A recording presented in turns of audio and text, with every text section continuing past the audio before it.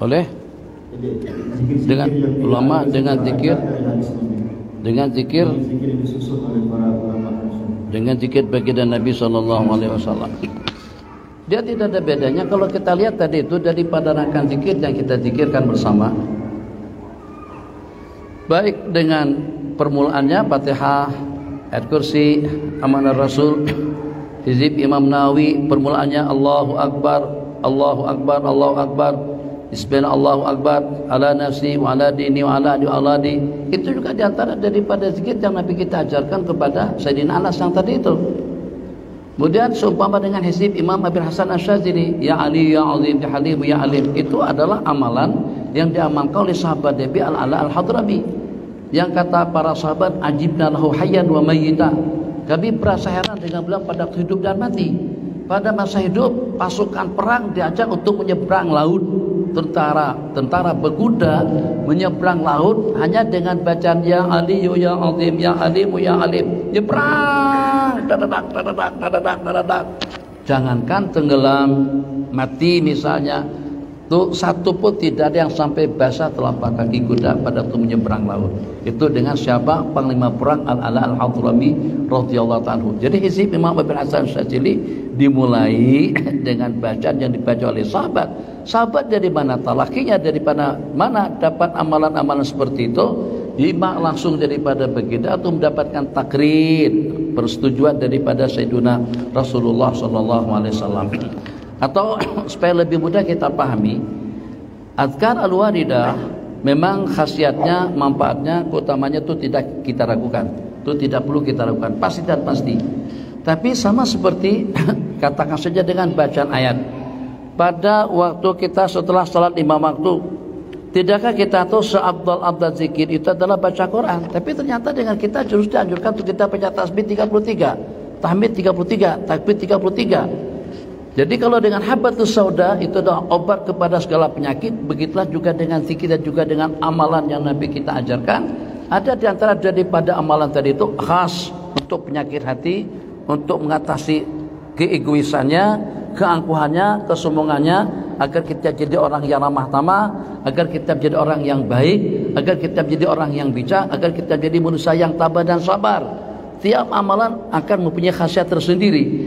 Jadi kalau dengan amalan-amalan daripada Sayyidina Rasulullah SAW itu sangat-sangat ideal kalau kita amalkan ke semuanya, teratasi segala masalah. Tapi masing-masing daripada kita punya hajat dan juga punya kepentingan dan juga punya keperluan tersendiri.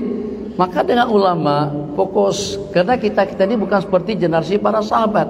Generasi para sahabat dengan amalan yang manapun, saat ketika mereka amalkan itu jadi. Untuk menangkal daripada racun, Sayyidina Khalid baca bismillah saja.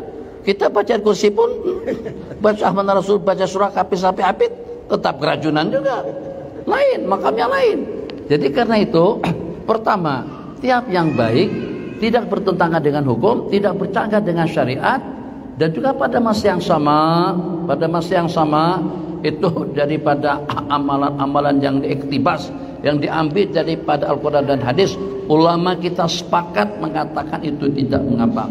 Karena itu banyaknya amalan-amalan hizib dan juga banyaknya salat dan salam kepada baginda Rasulullah SAW yang tidak pernah Nabi kita ajarkan kepada para sahabat. Ada diantaranya inisiatif rekayasa daripada para sahabat. Sebelum Nabi kita akur, ternyata Nabi kita sudah menceritakan tentang fadilat dan juga tentang khasiatnya. Mungkin besok malam kita lebih tuntas sedikit tentang amalan-amalan sunnah dan juga dengan perkara-perkara yang dibid'ahkan oleh sebagian daripada sahabat-sahabat kita. Kesimpulannya, kedua-duanya bagus. Sebab hizib menghizibut tidak akan luput daripada tiga, ya imma itulah daripada Al-Quran, atau itu daripada hadis-hadis Nabawi, atau dalam rangkaian doa ud'uni astajib lakum. Al-Quran mengatakan ud'uni, mintalah kalian kepadaku. Jadi jangan sampai terlalu penatik, atau jangan penatik ud'uni, baik dengan doa yang warid atau yang tidak, baik secara jamaah, secara kolektif, atau juga secara individu, tidak ada larangan. Ud'uni pada waktu kita berdiri, ud'uni pada waktu kita duduk, ud'uni pada waktu kita secara jamaah, ud'uni secara infiradi, bebas. Jadi fleksibel saja dengan jawabannya atau dengan anjuran perintah untuk kita beramal dengan ayat ud'uni atau dengan tasbih man sabbahallah salasan wa salasin. Siapa yang bertasbih sebanyak 33 kali, enggak ada batasan di situ. Sabbah apakah nyaring, apakah secara perlahan, apakah secara perorangan atau secara berjamaah, semuanya bergantung kepada keadaan. Jadi kita berlapang dada. Kan salafi enggak mau zikir secara nyaring, secara beramai-ramai, bid'ah dhalalah. Enggak, kita katakan, tapi kita tidak kata secara sendirian, tapi kita kata barang siapa bertasbih umum, yang penting kita bertasbih. Jadi begitulah juga dengan perbandingan antara dua amalan tadi itu. Yang pertama tidak ada larangan, dan amalan yang mereka susun pun tidak luput dan tidak terlepas daripada 3 panduan yang kita sebutkan. Khair, insyaallah. Lanjut. Ada sampai jam 10. Silakan. Ada satu pertanyaan lagi, Bin. Dulu tidak banyak ulama yang bercerita tentang ciri-ciri akhir zaman, Bin. Belakangan banyak orang menyukai kajian-kajian yang tentang akhir zaman. Kira-kira apa dampaknya, Bin, untuk bagi masyarakat kita, Bin? Kira-kira gimana pandangan masalahnya? Jadi memang kadang-kadang dengan kita terlampau semangat menceritakan tentang alamatus sa'ah, sehingga terkhayalkan dalam benak hati kita mungkin minggu depan atau bulan depan akan berlaku kiamat. Kesian kawan-kawan yang belum kawin, kok udah mau dikiamatkan. Jadi semua tanda-tanda yang disebutkan itu tidak lebih daripada alamat as-sughra. Alamat kubra itu masih belum berlaku lagi, masih belum ada. Alamat sughra pun juga masih banyak. Apakah kira-kira dengan statistiknya sekarang sudah sampai 1:50? Belum lagi sampai ke situ. Apakah kira-kira sudah sampai pada tahap orang sudah tidak ada yang berzikir? Belum sampai ke sana. Pada saat sudah tidak ada yang berzikir dengan Allah, maka ke belakang hari kiamat. Sekarang hizib menghizib, bacaan amanah, kita optimis dulu lah. Yang secara pasti jangan memikirkan tentang kiamatul kubra. Yang penting kita persiapkan kiamat sughra yang akan berlaku dengan diri pribadi kita masing-masing. Kiamat sughra, kiamat kita masing-masing itu adalah al-maut. Persiapkan dengan kematian. Jadi jangan sampai dengan kita menakut-nakutkan orang tentang hari kiamat, ternyata justru merekayasa atau meramalkan sesuatu yang belum berlaku. Masih ada longgarnya lagi. Jangan, kesian orang jadi stres mendengar cerita-cerita seperti itu. Jadi dari sudut sana tidak terlalu positif atau tidak terlalu baik. Tapi dari sudut lain mungkin untuk orang-orang tertentu yang memang yang gila dunia, gila jabatan apa segala macam, mungkin juga ada positifnya. Jadi ala kulli hal itu bergantung kepada keadaan, bergantung pada individunya. Mungkin bagus untuk saya dengan peringatan-peringatan seperti itu, tapi akan berdampak negatif dengan orang-orang tertentu. Kenapa? Sebab itu akan menimbulkan al-ya'as. Kita jadi berputus asa, seakan-akan dengan kita seperti sudah tidak ada peluang. Dan juga kita berpandangan sinis kepada zaman dan juga kepada masyarakat. Nabi kita bersabda, al khairu fiyya wa fi ummati ila qiyamis sa'a. Kebaikan itu dengan aku dan juga dengan umatku sampai kepada hari kiamat. Jadi jawaban yang secara mudah, kesimpulannya ada sisi positif dan negatifnya. Jadi positif itu dengan siapa? Dengan orang-orang tertentu, dan juga negatifnya itu dengan siapa? Pun juga dengan orang-orang tertentu. Silakan. Ada sini tanyaan? Nggih. Silakan, ada yang ingin berdiskusi dengan baik. Terakhir, ada pertanyaan lagi kepada kami. Apakah mujarobat ulama dalam mengamalkan zikir itu bisa dijadikan hujah? Buka kitab ini, kalau yang bertanya ini di kalangan muta'allimin, di kalangan ulama, silakan baca kitab yang ditulis oleh Syekh Muhammad Mahfuz Al-Haddad, As-Sunnah wal Bid'ah.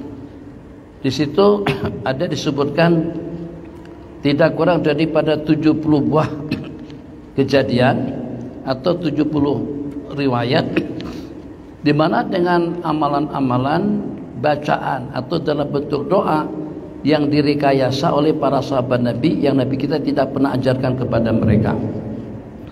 Di antara lain, senantiasa kita dengar cerita itu setelah Sayyidina Abu Sa'id Al-Khudri membacakan Fatihah 3 kali, selesai Fatihah langsung diludahin atau langsung ditiup-tiup orang yang digigit kalajengking sembuh, dan mereka juga menepati janji yang mereka janjikan dengan menyerahkan 30 ekor kambing. Satu terapi kesehatan dihadiahi dengan 30 ekor kambing. Kalau 1 ekor kambing itu dalam 3 jutaan saja, itu dalam 2 jutaan saja, 2 juta kali 30 60 juta. Enggak ada klinik-klinik di kita, enggak ada yang 1 kali terapi dapat 60 juta. Nah, itu dengan Sayyidina Abu Sa'id. Penghujung daripada cerita sudah diceritakan tadi itu, Nabi kita bersabda, "Wa ma adraka annaha ruqyah." Dari mana Anda tahu itu adalah sebagai penawar, sebagai ruqyah, sebagai penyembuh. Jadi pada saat Fatihah dibaca tadi kan 41, ternyata terbukti mujarab di kalangan para ulama-ulama kita dahulu. Banyak amalan-amalan yang kita amalkan itu kena tajarib. Jadi kena tajarib, kalau kita kata itu tidak boleh, ketidakbolehannya itu daripada sudut mana? Apakah daripada sudut bacaan? Apakah daripada sudut isi dan kandungan? Kalau kita melihat daripada 70 kejadian tadi itu, tambahan Rabbana wa lakal hamdu hamdan katsiran thayyiban mubarakan fi, atau tidak pernah ada pesan daripada baginda Bilal, kalau entah nanti kamu pada tiap kali mengambil air wudu, pada tiap kali kamu mengambil air wudu, jangan lupa salat 2 rakaat ya, yang namanya salat sunnatil wudu. Tidak pernah ada pesan seperti itu. Nabi kita tidak pernah pesankan. Inisiatif daripada Sayyidina Bilal. Kalau Salafi mengatakan karena Nabi kita akur, oke, kita analisa hadis ini. Kalau kita katakan Nabi kita akur, jadi boleh dengan kita melaksanakan amalan seperti yang diamalkan oleh Sayyidina Anas, oleh Sayyidina Bilal bin Rabah radhiyallahu ta'ala anhu. Nabi kita bercerita, pada masa saya Isra Mi'raj, saya mendengar bunyi terompah, mendengar bunyi sendal berjalan di depanku. Begitu aku tanyakan, itu siapa? Itu adalah bunyi terompahnya Sayyidina Bilal bin Rabah. Khair. Terus Nabi kita tanyakan, apa saja amalanmu? Kata Sayyidina Bilal, tiap kali saya mengambil air wudu, saya salat. Makutiba li minas salat 2, 4, 6, 8, ikut keadaan. Nabi kita tidak pernah mengajarkan yang seperti itu. Sekarang Salafi mengatakan ke Nabi kita akur. Boleh kita beramal dengan yang seperti itu, ke Nabi kita akur. Sebelum Nabi kita akur, kira-kira duluan Nabi kita akur atau duluan Nabi kita melihat terompah Sayyidina Bilal ada di dalam surga? Duluan tengok terompah, duluan. Berarti Nabi kita ikrar di situ, itu tidak menentukan. Yang secara pasti satu inisiatif daripada para sahabat atas landasan seperti ini, satu perkara yang baik. Yang kedua, tidak bertentangan dengan hukum, tidak bertentangan dengan syariat, tidak bercanggah dengan akidah. Sepakat ulama kita mengatakan itu boleh kita amalkan. Jadi dengan amalan-amalan Yasin dibaca sekian kali, itu memang pengalaman pribadi masing-masing. Jadi tentang baca Quran, kan tidak boleh dibaca berkali-kali. Nabi kita tidak menajarkan berkali-kali. Memang Nabi kita tidak katakan berkali-kali. Akan tetapi Nabi kita berikan panduan secara umum. Man qara'a Yasin, Iqra' wala mautakum Yasin. Nabi kita ada kata bacakan Yasin 1 kali, bacakan Yasin 7 kali. Nabi kita cuma perintahkan kepada kita Iqra'u ala mautakum Yasin. Kita yang nganggur nggak ada kerjaan, kita bacakan Yasin 3 kali. Nggak ada kerjaan langsung suruh baca 41 kali, apa masalah? Kenapa dengan 41? Karena angka 41 pertama ganjil, innallaha witrun yuhibbul witra. Allah itu ganjil dan suka dengan tiap perkara yang ganjil. Satu, selain daripada itu, angka 41 itu merupakan angka pilihan. Jadi masa munajadah Nabiullah Musa alaihissalam itu adalah selama 40 hari. Orang tabligh kenapa pegang angka 40? Karena ada 2 buah riwayat. Riwayat siapa saja yang melaksanakan salat selama 40 hari, selama 40 hari. Riwayat yang kedua selama 40 waktu. 40 waktu di Madinah, 40 hari kalau di Riau. Barang siapa melaksanakan salat berjamaah selama 40 hari berturut-turut, tidak kelupaan takbiratul ihram yang pertama, akan ditulis kutibatau bara'atan, kebebasan daripada api neraka dan juga kebebasan daripada nifaq.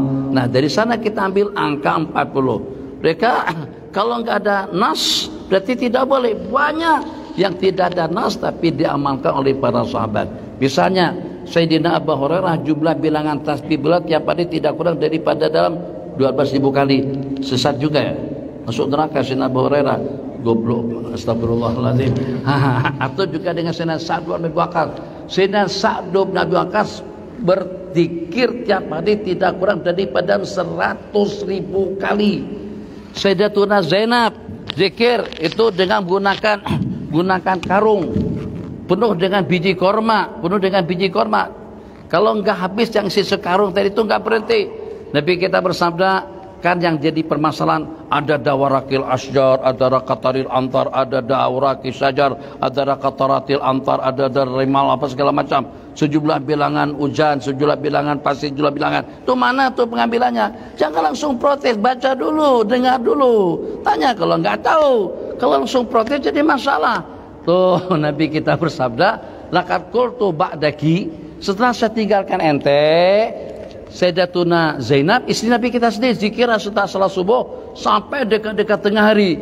Nabi kita lepas subuh tinggalkan beliau, dekat-dekat tengah hari Nabi kita datang, laqad qultu ba'daki, saya baca zikir selepas saya tinggalkan kamu, hanya dalam 4 rangkaian zikir yang pahalanya lebih besar, lebih banyak daripada pahala zikiran kamu sejak daripada pagi sampai zuhur. Tuh yang ada ujungnya subhanallah adada khalqik wa ridha nafsik wa zinata arsyik wa midada kalimatik. Akhirnya itu dikembangkan oleh ulama, dikembangkan sama ulama. Berarti ada panduan daripada hadis. Kenapa dibidahkan? Kalau memang mau dibidahkan juga itu masih banyak lagi yang kita sepakati. Kelab malam masih sedang beroperasi lagi, dangdutan masih operasi lagi, terus dengan karaokean masih ada di sana sini. Habiskan waktu, duit dan tenaga untuk memberantas yang seperti itu. Jangan diberantas orang yang sedang ngumpul-ngumpul di masjid. Hamdah syukur anak-anak remaja mau ke masjid. Jangan dibilangin masuk ke masjid masuk neraka. Sampai dikatakan lebih mendingan makan daging babi daripada kita merayakan zikra Maulidir Rasul sallallahu alaihi wasallam. Terakhir, waktu kita sudah habis, mudah-mudahan takut kalau besok kita ada kesempatan untuk menyebut. Kan kita dengar daripada kawan-kawan kita di sini juga tentang pentadilan atau tentang ibu bapa baginda Nabi, mereka katakan min ahli nar. Betul kan? Abi wa abu kapinar. Tapi kita kata saya pengen mendoakan keampunan untuk ibu kandung saya, tapi saya tidak diizinkan, tapi diizinkan pada saya untuk saya menziarahi. Dengan sebulat suara mereka mengatakan, yang jenggotan yang gak jenggotan mengatakan kedua ibu bapa Nabi masuk neraka. Pertanyaan seperti ini pernah ditanyakan kepada Al-Imam Ibnu Al-Arabi Al-Maliki, bukan yang Hizib, bukan yang satu lagi, ulama Malikah pengarang kitab Ahkamul Quran. Maka ulukum fi rajulin, bagaimana pendapat Sufyan tentang seorang laki-laki yang mengatakan bahwa kedua ibu bapa Nabi masuk neraka. Jadi kata beliau, mal'un, terkutuk. Liqaulillahi jalla jalaluh, atas firman Allah yang berbunyi, terkutuk orang yang mengatakan ibu bapa Nabi masuk neraka. Terkutuk, mal'un. Kenapa? Atas firman Allah yang berbunyi, innal ladzina yu'dzunallaha wa rasulahu lu'inu fid dunya wal akhirah wa a'adda lahum adzaban muhina. Orang yang menganiaya, yang mencerca Allah dan Rasulnya, lu'inu, dilaknat oleh Allah di dunia dan di akhirat, dan Allah siapkan kepada mereka adab yang penuh dengan kehinaan. Jadi kata beliau, ayu aziyatin, aziyah, celaan, cercaan, penghinaan yang seperti apa? Yang setara dengan kata-kata seseorang yang mengatakan mak dan ayah Nabi masuk neraka. Imam Malik mengeluarkan fatwa, seorang anak mu'alaf baru masuk Islam, mak ayah masih kafir, itu bagaimana hukumnya? Lau uyyira rajulun biwalidayhi, hei putranya orang kafir, kamu kan anaknya Rivaldo kan, anaknya Ronaldo kan, hei. Baginda Nabi dengan Sayyidina Ikrimah bin Abi Jahal, sejak Sayyidina Ikrimah mengucapkan 2 kalimat syahadat, tapi kita tidak benarkan para sahabat untuk mencerca mencaci maki Abu Jahal, untuk jaga perasaan Sayyidina Ikrimah. Kawan-kawan kita tadi itu nggak ada perasaan langsung. Orang Malaysia bilang nggak ada hati perut, hati nggak ada perut nggak ada, mampus. Kok begitu tega mereka mengatakan kedua ibu bapa Nabi kita masuk neraka? Yang secara pasti ulama mengatakan kalau seandainya memang hadis itu sahih, itu hadis daripada hadisul ahad. Kalau sahih sekalipun ada dalam Sahih Muslim, tetap dia bertentangan dengan ayat wa ma kunna mu'adzibina hatta nab'atsa rasula. Kedua-duanya meninggalnya sebelum Allah membangkit Nabi akhir zaman. Orang tua beliau laki-laki Bapak Sayyidina Abdullah itu meninggal dunia pada Nabi kita masih berada dalam kandungan. Sedangkan dengan Sayyidatuna Aminah, saya katakan radhiyallahu taala anha, itu meninggal dunia pada masa usia beliau 4 tahun. Jadi Imam Malik menjawab seperti ini. Gimana? Hei, anak orang kafir. Kata beliau, uzira wa udib.